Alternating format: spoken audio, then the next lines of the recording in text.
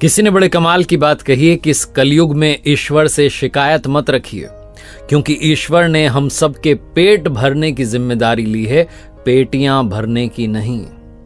नमस्ते दोस्तों, मैं हूं आरजे कार्तिक। एक बड़ी छोटी सी कहानी है। पुराने जमाने की एक राजा के दरबार में पंडित जी पहुंचे पूजा पाठ कराने के लिए। पूजा पाठ समाप्त हुआ तो राजा ने 3 प्रश्न किए और कहा कि पंडित जी जवाब दीजिए। पहला प्रश्न था कि ईश्वर कैसे दिखता है, दूसरा प्रश्न था कि ईश्वर कहां तक देखता है, और तीसरा प्रश्न था कि ईश्वर जो है वो क्या करता है। पंडित जी ने कहा कि मैं थोड़ा सोच विचार करके जवाब दूंगा, आप मुझे थोड़ा समय दीजिए। राजा ने कहा 1 महीने का समय आपको दिया। पंडित जी घर आ गए, सोचने लगे, विचार करने लगे, लेकिन वो प्रश्न का सटीक जवाब मिल नहीं रहा था। जैसे जैसे वो डेडलाइन समाप्त हो रही थी, वो 1 महीने का समय समाप्त हो रहा था, उनकी टेंशन बढ़ती जा रही थी।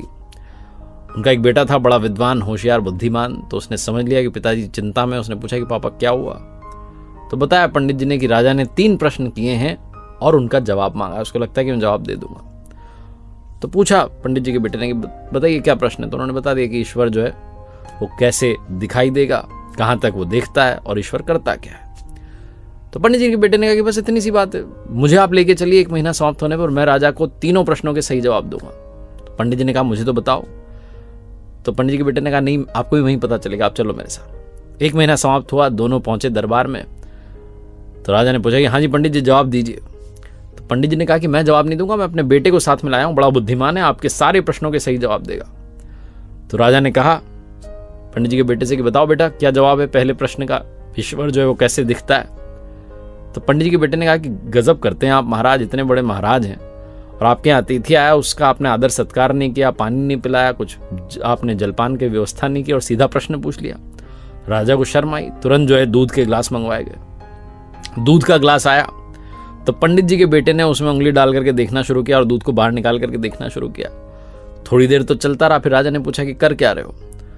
तो पंडित जी के बेटे ने कहा कि साहब मैं इसमें मक्खन ढूंढ रहा हूं। तो राजा ने कहा कि दूध में ऐसे मक्खन थोड़ा ना दिखाई देगा, दूध से पहले दही बनाया जाता है, दही को मथा जाता है, फिर मक्खन जो है दिखता है, फिर मक्खन मिलता है। तो ठीक जवाब जो है पंडित जी के बेटे ने कहा कि ठीक यही बात है, ईश्वर ऐसे थोड़ा ना दिखाई देगा, वो हर आत्मा के अंदर विद्यमान है। हर आत्मा में, हर जीव में जो आत्मा है उसमें परमात्मा रहता है, लेकिन पहले आपको नियमों का पालन करना होगा, ध्यान करना होगा, अभ्यास करना होगा, उन्हें प्रसन्न करना होगा, फिर वो आपको दिखाई देंगे। राजा जवाब से बड़ा खुश हुआ। उसने कहा ठीक है, दूसरे प्रश्न का जवाब दो कि भगवान जो है, ईश्वर जो है कहां तक देखता है। पंडित जी के बेटे ने कहा कि आप एक मोमबत्ती मंगाइए। मोमबत्ती मंगाई गई, फिर मोमबत्ती को जलाया गया। तो पंडित जी के बेटे ने पूछा कि राजन ये बताइए कि इसकी रोशनी कहां तक जा रही है। तो राजा ने कहा कि चारों तरफ जा रही है। तो पंडित जी के बेटे ने कहा बिल्कुल, भगवान भी चारों तरफ देखता है, चारों तरफ उनका प्रकाश विद्यमान है। ये मत सोचो कि हमारे कर्मों का हिसाब उनके पास नहीं, उनके पास हर कर्म का हिसाब है। राजा बहुत प्रसन्न हुआ। उसने कहा अब तीसरे प्रश्न का जवाब दो कि ईश्वर करता क्या है। पंडित जी के बेटे ने कहा कि आप ये सवाल जो है गुरु बनकर के पूछ रहे हैं या शिष्य बनकर के पूछ रहे हैं। राजा ने विनम्रता से कहा कि मैं शिष्य बनकर के पूछ रहा हूं। पंडित जी के बेटे ने कहा कि गजब करते हैं। उसने ताना मारा कि जो शिष्य है वो तो सिंहासन पर बैठा है, गुरु नीचे खड़ा हुआ है। राजा को फिर से लज्जा आई, शर्म आई, तुरंत नीचे उतर कर आया और पंडित जी के बेटे से कहा आप महात्मा जी ऊपर बैठिए। जाकर के पंडित जी का बेटा सिंहासन पर बैठ गया। फिर राजा ने प्रश्न किया कि बताइए ईश्वर करता क्या है। तो पंडित जी के बेटे ने कहा कि अब बतलाने के लिए रह क्या गया है, क्या रह गया है, अभी देखा नहीं आपने। पल में राजा को रंक बना देता है और मुझ जैसे रंक को राजा बना देता है। मैं आपके सिंहासन पर आकर के बैठ गया हूं, ये उसी का तो चमत्कार है।